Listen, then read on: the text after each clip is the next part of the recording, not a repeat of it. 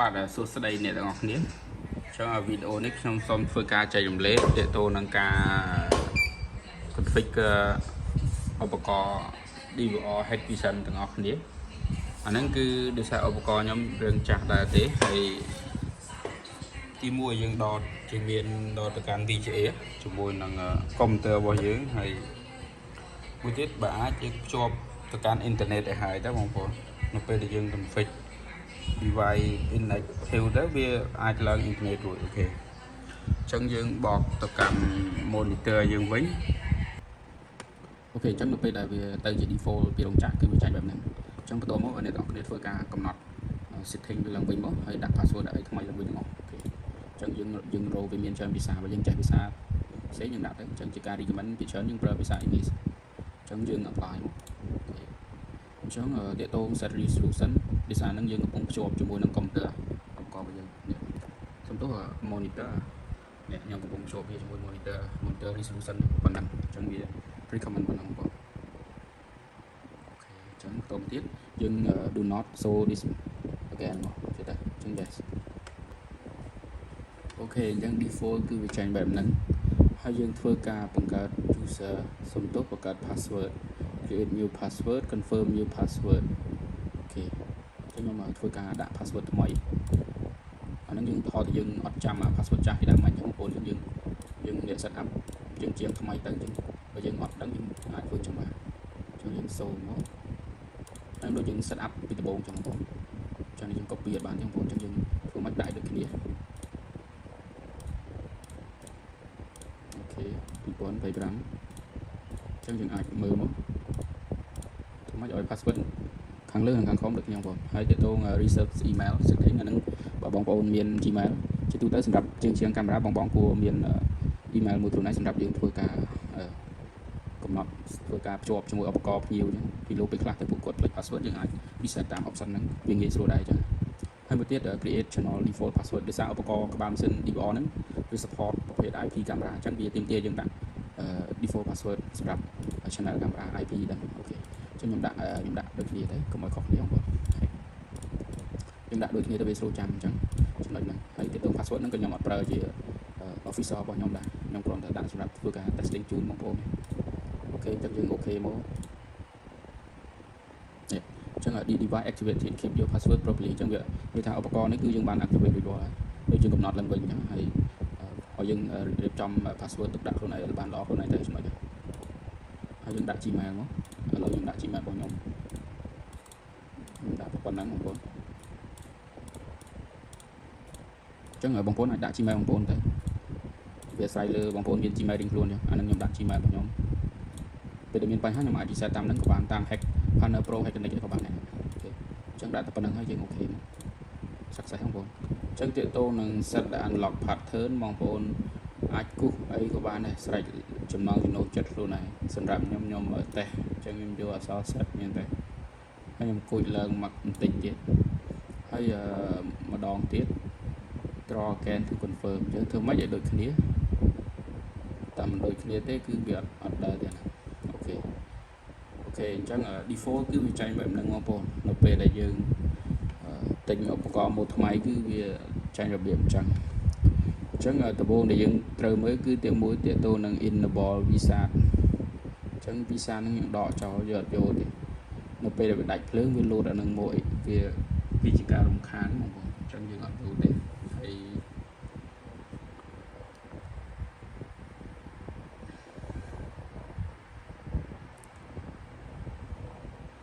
ហើយមួយទៀតបងប្អូនយើងរើស time zone ឲ្យត្រឹមត្រូវមក time zone នៅ Cambodia យើងជាទូទៅយើងបូក7នេះចំណុចនេះបងប្អូនអូខេហើយយើងយក date format day y ថ្ងៃខែឆ្នាំអាហ្នឹងវាត្រូវជាមួយនឹងថ្ងៃហ្នឹងតែម្ដងហើយ system time ម៉ោង10តែពិតម៉ោងនោះត្រូវទេបងប្អូនអាចដូរឲ្យហើយក៏បានដែរអញ្ចឹងយើងអាចយកឥឡូវវាម៉ោងដូចជាម៉ោង2ម៉ោង3ណា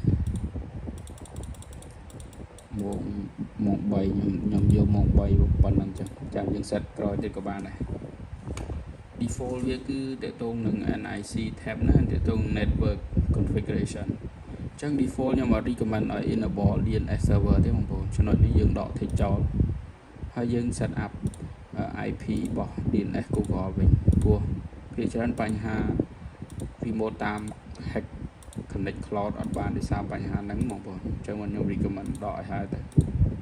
ចុច 8 ចុច 4 ចុច 4 ចុច 4 អញ្ចឹងបងប្អូនអូខេយើងកុំ tick យកចំណុចហ្នឹងតែបើតាកតង enable DHCP option អាហ្នឹងយកទៅព្រោះពេលដែលយើងប្រើឧបករណ៍ហ្នឹងជាមួយនឹង hack connect cloud អាហ្នឹងវាតាកតងនឹង IP ឲ្យវាដូររហូតអត់អីទេតែបើយើងប្រើ public យើងដក option ហ្នឹងចោលបងប្អូន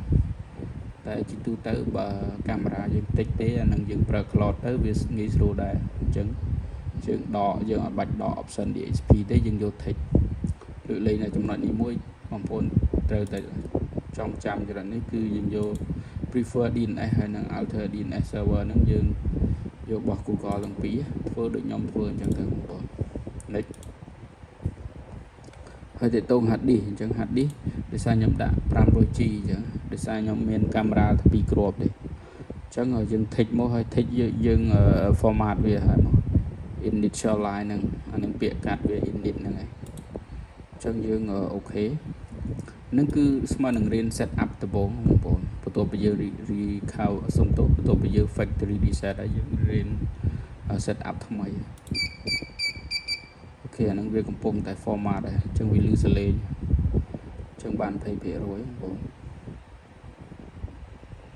ទោះតែវា initialization ចប់បានយើងអាចប្រើបានអូខេអញ្ចឹងតេតទៅនឹង status capacity 500G គឺវាបាន465 GB ចិន7របស់ខ្ញុំហើយ free space បានប៉ុណ្ណឹងទេវាអត់ full ទេបងប្អូនតេតទៅនឹង hard disk ណាអញ្ចឹងវាមានកាមេរ៉ាមួយគ្រាប់ដែលកំពុងតែភ្ជាប់អាចថាកាមេរ៉ាហ្នឹងវានៅក្នុង LAN តែមួយជាមួយយើងតែអាហ្នឹងខ្ញុំអត់ add ទេចំណុចនេះខ្ញុំអត់ទាន់បង្ហាញទេវាមានវីដេអូផ្សេងទៀតដែលបង្ហាញទៅនឹងការ configure IP កាមេរ៉ាចូលទៅក្នុងក្បាលម៉ាស៊ីន Vivo ណាហើយមួយទៀតយើងយក enable HTTP/5 for initial access អាហ្នឹងទាក់ទងនឹង compression ការ save spec hard disk អញ្ចឹងយើង enable function នេះហើយមកអូខេហើយ next អញ្ចឹង default បើបងប្អូនមិនមាន public ទេយើងអាចប្រើជាមួយ hack connect ប្រើ cloud បងប្អូនអញ្ចឹងដោយសារ device ហ្នឹងវា support hack connect only អញ្ចឹងអាច device ផ្សេងគេ support device សេរីក្រោយគេ support អីផ្សេងទៀតទៅ device ខ្ញុំនឹងដោយសារវាសេរីចាស់ដែរអញ្ចឹងវា support ត្រឹមតែ hack connect អូខេអញ្ចឹងយើង enable option នេះដែរអញ្ចឹងតេតង option នេះគឺតេតង passcode នេះតេតង verification code នេះយើងដាក់ខ្លួនឯងក៏បានយើងជាទូទៅយើងដាក់ខ្លួនឯងអានឹងដើម្បីនឹង code security ខ្លួនយើងនៅពេលយើង view កាមេរ៉ា share កាមេរ៉ាផ្សេងៗវានឹងទាមទារហ្នឹងឲ្យអ្នកដែល share មើលដែរចាហើយដាក់ code មិនត្រូវគឺមើលអត់បានមកអាហ្នឹងគឺតេតង option security encryption ទេអញ្ចឹងខ្ញុំដាក់ដូចគ្នាទេខ្ញុំជិលដូរ IP ផ្សេងអញ្ចឹងយើងអាចដាក់តែមួយបងប្អូនកុំឲ្យច្រឡំចាឬក៏ comment គេប្រើលក្ខណៈថាឲ្យវាផ្សេងៗគ្នាទេចំណុចហ្នឹងអញ្ចឹងខ្ញុំដាក់តែមួយទេបងប្អូនអញ្ចឹងខ្ញុំយក AD hack add សង្ស័យ add ហ្នឹងវាអត់ឲ្យទេបើវាឲ្យអត់អីជាទូទៅសញ្ញាវាអត់ឲ្យបងប្អូនឥឡូវយើងសាកសិនហើយ tick បងប្អូនហើយ apply valid verification rank 6 ដល់ 12 it can contain digit appear lower អញ្ចឹងវាអត់ឲ្យដាក់សញ្ញាបងប្អូនដូចខ្ញុំបាននិយាយអញ្ចឹងយើងលុបសញ្ញា add ហ្នឹងចោលអូខេអញ្ចឹងយើងដាក់តែ AD hack 2025តែប៉ុណ្្នឹងមកឬក៏បងប្អូនដាក់ឈ្មោះបងប្អូនបានចំណុចហ្នឹងអូខេចឹងហើយមួយទៀតតេតងកន្លែង status វាអត់ទាន់ online ទេដោយសារយើងទៅ enable បងប្អូនបន្ទាប់ពីយើងធ្វើ initialize configuration default mode ចប់អស់ហើយបន្ទាប់ពីបញ្ចប់យើងចូលទៅមើល hack connect ហ្នឹងកន្លែង platform ផ្សេងម្ដងទៀតតទៀតបងប្អូនអញ្ចឹងយើងអាចបដូរ password ដែរយើងអាចដាក់ password ថ្មីក៏បានដែរឬក៏ដាក់ password នៅពេលដែលយើងចាប់ផ្ដើមដំបូងក៏បានដែរអញ្ចឹងចំណុចនេះយើងមិនបាច់កែ password ទេជិះយើងកែចុះក៏យើងអាចនឹង plate អញ្ចឹងយើងយក password ដែលយើងដាក់ពីដំបូងហើយចុច finish ហ្នឹងហើយអញ្ចឹងកាមេរ៉ាយើងបានកំណត់ហើយអញ្ចឹង default វា4 channel គឺវាអត់ទាន់មានទេដោយសារយើងអត់បាន connect កាមេរ៉ាអញ្ចឹងបងប្អូនអញ្ចឹងទាក់ទងការ connect នេះខ្ញុំអត់បានបញ្ជាក់បន្ថែមទេអញ្ចឹងអ្វីដែលខ្ញុំចង់បង្ហាញ បន្ទាប់គឺតកតងជាមួយនឹងកន្លែង network ហើយ advanced អញ្ចឹងកន្លែងសំទោសមុនដល់ advanced យើងចូលមើល network សិនអញ្ចឹងយើង make sure ថា enable DHCP ហើយកន្លែង enable update DNS server address automatically ហ្នឹងយើងយកអាហ្នឹងអញ្ចឹងធ្វើដូចគ្នាទៅបងប្អូនតើតើ enable DHCP អាហ្នឹងនៅពេលដែលឧបករណ៍យើងដកទៅកាន់ router វា auto វាចាប់ IP អាច IP ផ្សេងគ្នាទេចំណុចហ្នឹងតែលើកលែងតែ DNS ហ្នឹងធ្វើមិនដូចអាហ្នឹងទេហើយយើងចូលកន្លែង advanced មក advanced យើងចូលកន្លែង platform ផ្សេងបងអញ្ចឹងចំណុចនេះយើងឃើញនៅពេលដែលយើងចូលយើងឃើញវា online ចំណន័យថាឧបករណ៍ដែលយើង config មកគឺវា online អញ្ចឹងតាក់ទងវីដេអូផ្សេងទៀតយើងនឹងមានការ add ចូលតាមរយៈ Hackinix app អីផ្សេងទៅហើយអានេះយើងអាចធ្វើការ scan QR code ដើម្បី download Hackinix អញ្ចឹងវីដេអូនេះមានតែប៉ុណ្្នឹងទេបងប្អូនអញ្ចឹងសូមអរគុណបងប្អូនសម្រាប់ការទស្សនាពីដើមរហូតដល់ចប់យើងនឹងជួបគ្នានៅវីដេអូក្រោយៗទៀតបាទសូមអរគុណជាថ្មីម្ដងទៀត